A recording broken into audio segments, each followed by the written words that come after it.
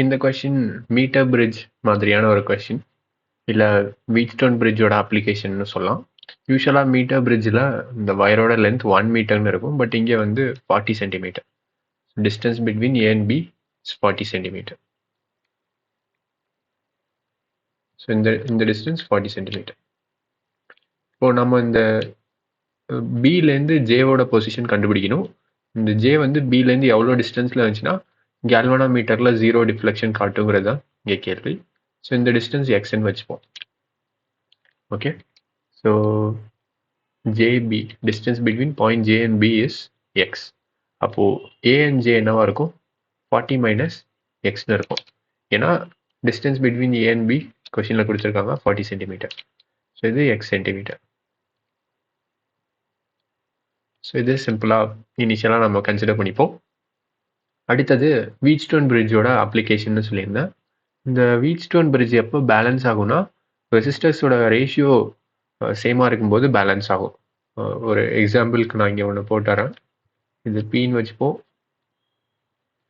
இங்கே Q,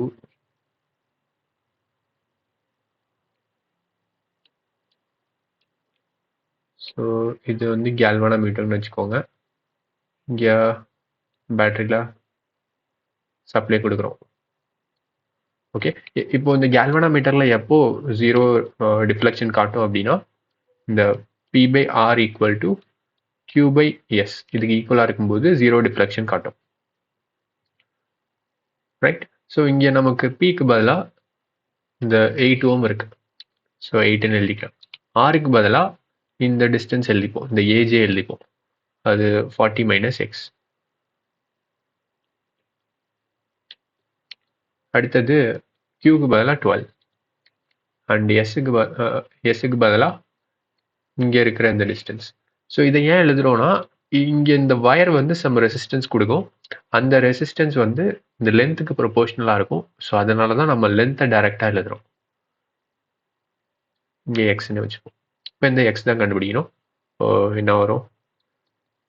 8 by 12 equal to 40 minus x by x. இதை சிம்பிளை பண்ணோம்னா 2 by 3. So 2x equal to 3 into 40 minus x.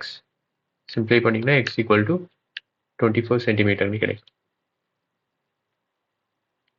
So இங்கே answer 24 centimetre. So இதில் முக்கியமாக நோட் பண்ண வேண்டிய விஷயம், இந்த distance between A and B கரெக்டாக பார்த்துருக்கணும். அடுத்து இது இந்த வீட்ஸ்டோன் பிரிட்ஜோட அப்ளிகேஷன் அதை யோசித்து சால்வ் பண்ணிங்கன்னா ஈஸியாக பண்ணிடலாம்.